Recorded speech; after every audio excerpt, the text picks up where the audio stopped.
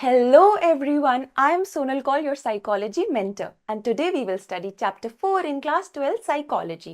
तो आज हम ना कुछ remaining major psychological disorders देखेंगे, followed by how to prevent those disorders and to promote positive mental health.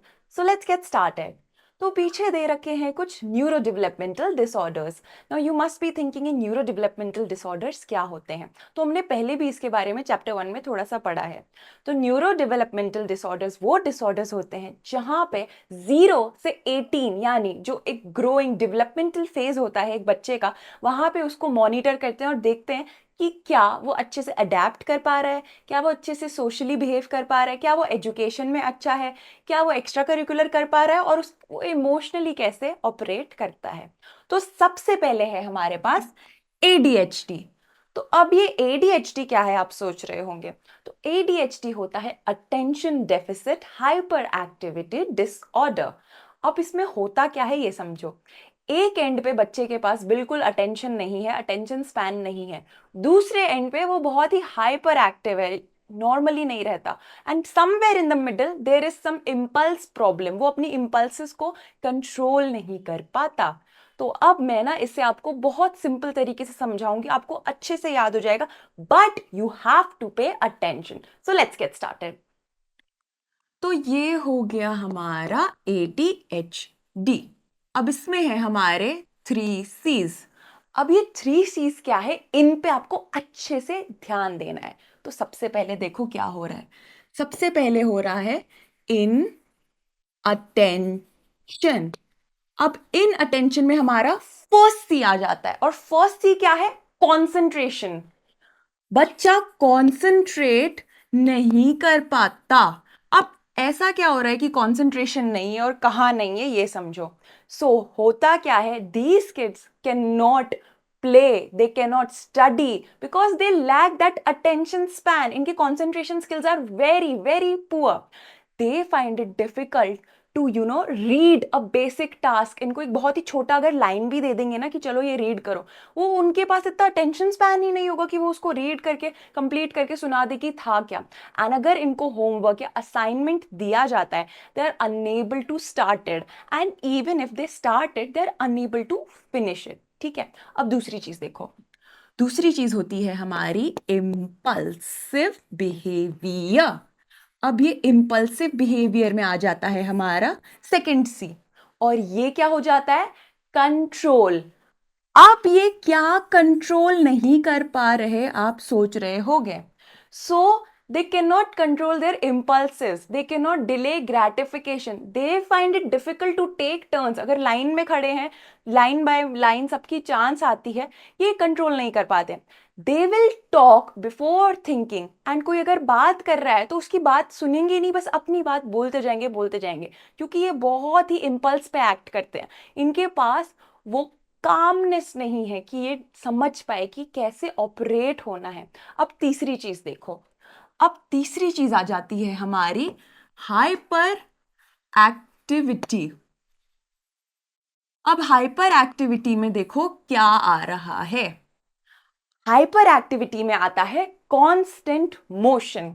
और वो मैं आपको समझाती हूं कि कांस्टेंट मोशन में हो क्या रहा है. तो कांस्टेंट मोशन में क्या होता है, बच्चा ना एक जगह बैठ नहीं सकता, पूरे टाइम घूमते रहेगा. जैसे क्लास में सारे बच्चे बैठे हैं बट ये बच्चा इधर से उधर भागेगा दौड़ेगा. ठीक है. बिल्कुल भी इससे ऐसे ना बिना फिडजिट करे, स्क्वर्म करे, बिना कुछ किए तो बिल्कुल नहीं बैठेगा. So they're always in a constant motion. तो ये था हमारा ADHD. अब एक और चीज का ध्यान रखो. ADHD मोस्टली बॉयज में देखा जाता है, गर्ल्स में भी होता है बट मोस्टली ये बॉयज में देखा जाता है, where they are very rowdy and behave like this. ठीक है.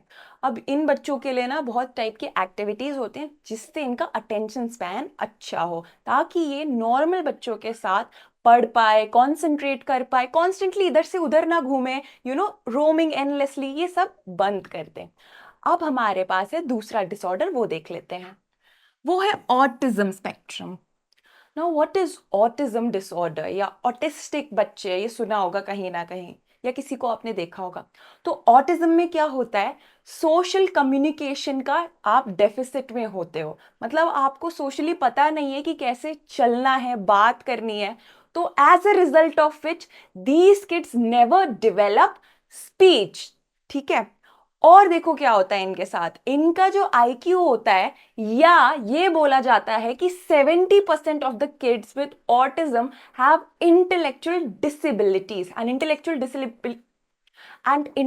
डिसेबिलिटीज हम जानते हैं क्या होती है। वो बच्चे जो 0 से 18 के बीच में बेसिक चीजें होती है, हर एज के माइलस्टोन उन्हें कवर नहीं कर पाते हैं। अब देखो हमारा तीसरा डिसऑर्डर, वो है इंटेलेक्चुअल डिसेबिलिटी। इंटेलेक्चुअल डिसेबिलिटी हमने फर्स्ट चैप्टर में अच्छे से पढ़ा है, तो मैं वापस रिपीट करूंगी क्योंकि यहां पे भी दिया है। इंटेलेक्चुअल डिसेबिलिटी क्या होती है? सिंपली 0 से 18 के बीच में जो बच्चे 0 से 18 के बीच में जो बच्चे बिल्कुल भी कुछ अपने जो हर एज के माइलस्टोन्स होते हैं वो कवर नहीं कर पाते, दे आर डेफिसिट्स। यहां लिख देती हूं मैं, डेफिसिट्स। और डेफिसिट्स किस में होते हैं? एकेडमिक्स में, एक्स्ट्रा करिकुलर में, पर्सनल स्किल्स में, और लाइफ के जितने भी डे टू डे लाइफ के स्किल्स होते हैं। और देखो इससे होता क्या है इनके साथ, इनका आईक्यू होता है 70 या 70 से बिलो। इस चीज का ध्यान रखना है। Moving on, we have specific learning disorders. अब आप सबने तारे जमीन पर मूवी तो देखी है, उसमें जो मेन कैरेक्टर होता है, जो बच्चा जिसका नाम ईशान होता है, आपने अगर देखा हो उसको कितना ही पढ़ा लो वो पढ़ नहीं पाता, उसका ब्रेन अलग तरीके से परसीव करता है चीजें। बट जैसे ही उसको आमिर खान हेल्प करता है मूवी में, वो एकदम से अच्छे से परफॉर्म करने लगता है। तो स्पेसिफिक लर्निंग डिसऑर्डर का एग्जाम्पल में आप अगर तारे जमीन पर याद कर लो तो आप समझ जाओगे कि मैं अब क्या बोलने वाली हूं। तो स्पेसिफिक लर्निंग डिसऑर्डर में बच्चों को परसीव नहीं होती कि क्या इंफॉर्मेशन आ रही है, as a result of which वो उसे प्रोसेस नहीं कर पाते। और जब प्रोसेस नहीं कर पाते तो वो परफॉर्म कैसे करेंगे? Below average. And below average perform करते हैं, so they require an Aamir Khan, और they require some extra constant effort, ताकि वो एवरेज बन जाए या अबव एवरेज हो पाए। तो ये थे हमारे neuro developmental disorders. Now we are moving on to some oppositional defiant disorders and conduct disorders. So let's get started. तो देखो सबसे पहले है ODD। तो ODD क्या होता है? ODD होता है ऑपोजिशनल डिफाइंट डिसऑर्डर। अब इसमें हो क्या रहा है ये समझो। बच्चे होंगे वो बिल्कुल भी ओबे नहीं करते अथॉरिटी को, they are always hostile, they don't listen to what is actually being translated to them. तो देखो यहां क्या है, एज इनअप्रोप्रिएट स्टबर्ननेस। बिल्कुल कोई 2 साल का या 4 साल का बच्चा जैसे जिद कर सकता है, सुनता नहीं है, रोएगा। इमेजिन करो कोई 12 साल का बच्चा एक 4 या 5 साल के बच्चे जैसे एक्ट करेगा तो उस कैसा लगेगा। तो वही यहाँ पे होता है, बिल्कुल आप सुनोगे ही नहीं, बहुत ज्यादा जिद्दी करोगे, स्टबर्न रहोगे, एंड एकदम अथॉरिटी को डिफाई करोगे। Moving on, we have conduct disorder. तो कंडक्ट डिसऑर्डर क्या है? You must be thinking. Conduct disorder में क्या होता है, बच्चे ना बिल्कुल भी अच्छे से अपने आप को कंडक्ट नहीं करते सोसाइटी में। तो देखो क्या होता है, अग्रेशन होता है, एंड होता है रूल वायलेशंस। बहुत ज्यादा गुस्सा दिखाएंगे, सामने वाले ने अगर कोई रूल रखा है कि ये नहीं करना है तो उसका ऑपोजिट ही करेंगे। अब देखो कौन सा डिसऑर्डर है, अब है anti social behaviour. Anti social का मतलब क्या होता है? जो सोसाइटी का जो एक नॉर्म है उसके परे, अगेंस्ट इट। तो ये बच्चे क्या करते हैं, ये वायलेट करते हैं दूसरों के पर्सनल या प्रॉपर्टी राइट्स। ठीक है, बहुत ज्यादा हार्मफुल बिहेवियर, थ्रेटफुल बिहेवियर दिखाते हैं, प्रॉपर्टी डैमेज कर देंगे। ठीक है, चोरी भी कर सकते हैं। ये हो गए हमारे ऑपोजिशनल डिफाइंट और कंडक्ट डिसऑर्डर्स। इसके बाद हमारे पास आ जाएंगे कुछ हेल्थ या body image related eating disorders, तो उनको देख लेते हैं। तो चलो, तो अब पीछे है हमारे पास फीडिंग एंड ईटिंग डिसऑर्डर्स, जिसमें आप देखोगे एनोरेक्सिया नर्वोसा सबसे पहले। बट ये समझो कि फीडिंग और ईटिंग डिसऑर्डर होते कैसे हैं। तो काफी लोग होते हैं जिनको अपनी बॉडी इमेज से बहुत ही नेगेटिव रिलेशनशिप होती है, उनको ऐसे लगता है कि they are not looking good enough. ठीक है, वो इस चीज की वजह से इतना स्ट्रेस्ड और डिप्रेस्ड रहते हैं कि they harm their mental and biological health. तो तो एनोरेक्सिया नर्वोसा में भी कुछ ऐसे ही होता है। होता क्या है, लोगों को, mostly women have this disorder, women become anorexic. अभी एनोरेक्शिक क्या है, very skinny like a stick. अब ये ऐसा क्यों कर रहे हैं, दे रिस्ट्रिक्ट देयर ईटिंग, ठीक है, दे do not eat at all sometimes. ऐसा करने से इनको लगता है कि ये बहुत पतले एंड स्लिम रहेंगे, इवन दो ये बहुत स्लिम या फिट होंगे, but because they have some body dysmorphia. Body dysmorphia क्या है, जो इनको मिरर में दिख रहा है ये वो नहीं देख पाते, इनको लग रहा है कि oh I am fat, I am overweight. So in order to curb that they do not eat, they restrict, and ये बहुत ज्यादा अपने आप को अंडर वेट कर देते हैं। तो बॉटम लाइन याद रखो, अंडर वेट रहते हैं। इसकी वजह से क्या होगा, हेल्थ खराब हो जाती है, समटाइम्स पीपल डाई ऑल्सो। ऐसे बहुत केसेस देखे हैं एनोरेक्सिया में जहां लोग मर जाते हैं, and mostly it affects women because there is so much pressure on women to look a certain way in society, and some women who have this kind of negative relationship with their body, उनका ये बहुत अच्छे से manifest हो जाता है ये disorder. अब इसके बाद है हमारा बुलीमिया नर्वोसा। अब देखो बुलीमिया में क्या होता है, थोड़ा एनोरेक्सिया से सिमिलर है। अब सिमिलर कैसे है कि इंसान का गोल है I want to look skinny, I want to look slim, up to a point जहां वो अंडरवेट ही हो जाएगा। बट हो क्या रहा है, यहाँ पे वो रिस्ट्रिक्ट नहीं कर रहा ईटिंग, वो बिंज ईटिंग करेगा स्ट्रेस में, ठीक है, बहुत सारा खा लिया एक साथ। बट फिर उसको टेंशन हो जाती है कि अरे मैं तो मोटी हो जाऊंगी, मोटा हो जाऊंगा। सो वो क्या करते हैं, पर्ज कर देते हैं उसको, या तो वो कोई ऐसी दवाई लेंगे या लैक्सेटिव जिससे कि वो उसको अपनी बॉडी से एलिमिनेट कर ले, या वो खुद को ऐसा कुछ मेडिकेशन या इंजेक्ट करेंगे कि उनको उल्टी आ जाए, दे प्यूक, एंड वो सारा खाना बाहर निकल जाए। This is such a negative way to deal with one's body. इस चीज का ध्यान रखो और समझो। तो बहुत लोग इस चीज से गो थ्रू करते हैं। ऐसे लोगों को जब हम देखते हैं तो हमें उनकी हेल्प करनी चाहिए, या ऐसे किसी के पास जाना चाहिए जो उनकी हेल्प कर सके बिफोर इट्स टू लेट। अब फाइनली हमारे पास ना बिंज ईटिंग आ जाता है। अब बिंज ईटिंग में क्या होता है, कोई इंसान है को बहुत स्ट्रेस हो रहा है, ठीक है, तो वो क्या करता है, खाना मंगा लेगा बहुत सारा और खाने लग जाएगा non stop, up to a point जहां पे ही और she feel so much full कि there is no more space to eat. और ऐसा वो कॉन्स्टेंटली करता है, जब जब उसको टेंस्ड फील हुआ या स्ट्रेसफुल फील हुआ किसी कंडीशन में, उससे खाना स्टार्ट किया। अब देखो ऐसे क्या होगा, हमारी बॉडी को फ्यूल जरूरत है, खाना रिक्वायर्ड है, बट अगर कोई अपने लिमिट से ज्यादा खाएगा तो क्या होगा, वो बीमार पड़ेगा, वो ओबीस हो जाएगा, वेट गेन करेगा, और वो खुद में खुश नहीं होगा अपना वेट देख के कि देखो वो ओवर वेट है। तो हमें इस चीज का भी ध्यान रखना है। नाउ मूविंग ऑन, कुछ लोग तो खाने से अपने आप को कोप कर लेते हैं। कोप क्या करते हैं, अपने स्ट्रेस को, but not everyone does that. So some people abuse substances, drugs and alcohol. तो अब देखो अल्कोहल अब्यूज, तो अल्कोहल अब्यूज क्या है, ये सोच रहे होगे आप।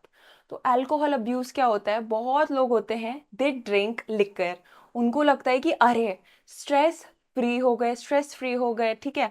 कुछ लोग ऐसे ड्रग्स लेते हैं जिनसे उनको साइकेडेलिक एक्सपीरियंस मिलता है। अब ये साइकेडेलिक एक्सपीरियंस क्या है, ये साइकेडेलिक एक्सपीरियंस होता है जब आपकी जो कॉन्शियसनेस होती है ना वो ऑल्टर हो जाती है। अब ऑल्टर कैसे होती है, अगर वो दुखी है तो एक इफेक्ट आएगा जहां पे वो खुश और यूफोरिक या हैप्पी फील करते हैं बहुत ज्यादा।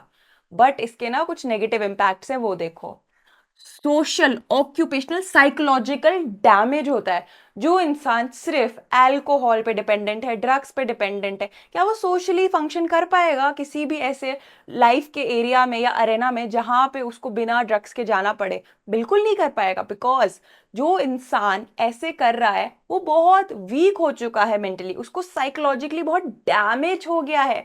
क्या वो अपनी ऑक्यूपेशन या अपने काम पे ध्यान दे पाएगा? बिल्कुल नहीं। उसका दिमाग तो हर टाइम यही इसमें चलेगा ना कि अरे मुझे टेंस फील हो रहा है या बहुत प्रॉब्लम है लाइफ में, I need drugs, I need my alcohol. अब देखो इसके क्या प्रॉब्लम्स हैं, और वो देखो इसके हो जाते हैं कुछ सिम्टम्स। अब ये वो सिम्टम्स नहीं है कि अच्छा ये हो रहा है तो इंसान पीने लगा या ड्रग्स करने लगा, नहीं। जब इंसान इसको लेता है तो वो क्या चाहता है कि टॉलरेंस आए। अब ये टॉलरेंस क्या है समझो, टॉलरेंस होता है वो पॉजिटिव इफेक्ट कि अगर मैंने अल्कोहल पिया तो आई फील हैप्पी, अगर मैंने ड्रग अब्यूज किया तो I feel good and light, ठीक है, ये हो गया टॉलरेंस। अब इसका एक नेगेटिव सिम्टम है, वो है विड्रॉल। अब विड्रॉल का मतलब क्या होता है? विड्रॉल तब होता है जब इंसान इसको लेना छोड़ दे, तो उसकी बॉडी में बहुत सारे बायोलॉजिकल चेंजेस आते हैं, क्योंकि बॉडी को टॉलरेंस आ गई थी, बॉडी यूज टू हो गई थी। बट एक बार ये नहीं मिल रहा, तो बॉडी दिखाती है कि अरे, या तो उल्टी आ रही है, सर दर्द हो रहा है, ठीक है, बहुत ज्यादा पैनिक अटैक्स आ रहे हैं। तो देख रहे हो आपकी कितना गलत है ड्रग या अल्कोहल अब्यूज करना। बहुत लोग इतने ज्यादा वीक हो जाते हैं मेंटली, या ऐसी संगत या लोगों में फंस जाते हैं जो ये सब उनको सजेस्ट करते हैं, या जहां से वो ये चीजें सीख लेते हैं। हमें ध्यान रखना है कि इन चीजों से हमें हमेशा दूर रहना है। अब देखो, ये तो मैंने बोल दिया कि दूर रहना है, दूर रहना है, बट क्या दूर रहना इतना आसान होता है? क्या हमारी सोसाइटी में इतनी पॉजिटिविटी है इस चीज को लेके? हमारी सोसाइटी में इतनी पॉजिटिविटी नहीं है, तो लोग क्या कर लेते हैं? सुसाइड कर लेते हैं अल्टीमेटली अंडर डिप्रेशन। अब देखो, हमारे पास आ जाएगा प्रिवेंशन एंड अर्ली आइडेंटिफिकेशन। इसका मतलब क्या है? हम इससे प्रिवेंट कैसे करें और बहुत अर्ली स्टेज पर आइडेंटिफाई कैसे करें। तो देखो, सुसाइड प्रिवेंशन के बारे में। Suicide is the death of a society, मतलब सोसाइटी ने एक इंडिविजुअल को फेल कर दिया है कहीं ना कहीं, जहां पे वो किसी की हेल्प नहीं ले पा रहा, कोई सोशल सपोर्ट सिस्टम ही नहीं है, राइट? तो देखो, अब हम इसको कैसे प्रिवेंट कर सकते हैं। अर्ली साइंस हमने अगर किसी में देखे, हम जानते हैं डिप्रेशन के सिम्टम्स क्या हैं, तो हम उसको हेल्प करें, भले ही वो हेल्प नहीं भी लेना चाहता, हम जाएं और उसकी हेल्प करें। हम प्रिवेंट करें वो मीन्स जहां से सुसाइड हो सकती है। हमारी सोसाइटी में ऐसी बहुत से स्पॉट्स होते हैं, बहुत से एरियाज होते हैं जहां पे लोग जाके खुद को फेंक देते हैं। तो ऐसे कुछ स्पॉट्स होते हैं जो बहुत हाई राइज बिल्डिंग्स में होते हैं, उनकी एंट्री रिस्ट्रिक्टेड की जाए, या वहां पे एक सुपरविजन हो, तो ऐसे ही सुसाइड प्रिवेंट होती है। अब इसके बाद देखो क्या है। इसके बाद है हम पॉजिटिव मेंटल हेल्थ कैसे प्रमोट कर सकते हैं। हमारी सोसाइटी में ना बोला तो बहुत जाता है कि काश उसने हेल्प ले ली होती, इफ ही और she would have asked for help we would have given them the social support and assistance they required. ये बोलना बहुत आसान होता है, बट हमारी सोसाइटी में एम्पैथी की कमी है। एम्पैथी क्या होती है? When you step into someone else's shoes, यानी आप सामने वाले के जैसे ही सोचते हो कि वो क्या फील कर रहा है, क्या नहीं कर रहा है। तो एम्पैथी होनी चाहिए सबसे पहले। दूसरी चीज क्या होनी चाहिए? एक ऐसा प्लेटफॉर्म हो जहां पे लोग आके बात कर सके, हम एक डिस्कशन या डिस्कोर्स कर पाए। अब जब हम ये डिस्कोर्स और डिस्कशन कर पाएंगे, तो हम क्या रिड्यूस करेंगे? हम स्टिग्मा रिड्यूस करेंगे। और स्टिग्मा क्या होता है? स्टिग्मा होता है बेसिकली, हिंदी में जब बोलते हैं ना, कलंक, या एक ऐसा नेगेटिव इमेज जिसकी वजह से लोग हेजिटेट करते हैं हेल्प लेने को। पर जब हमारे पास एक पॉजिटिव प्लेटफॉर्म होगा, तो स्टिग्मा रिड्यूस हो जाएगा एंड लोग हेल्प लेंगे एंड सबकी मेंटल हेल्थ अच्छी रहेगी। So that was all for today's class. अब देखो, आज की क्लास में क्या क्या देखा उसका एक क्विक रिकैप करते हैं, ठीक है?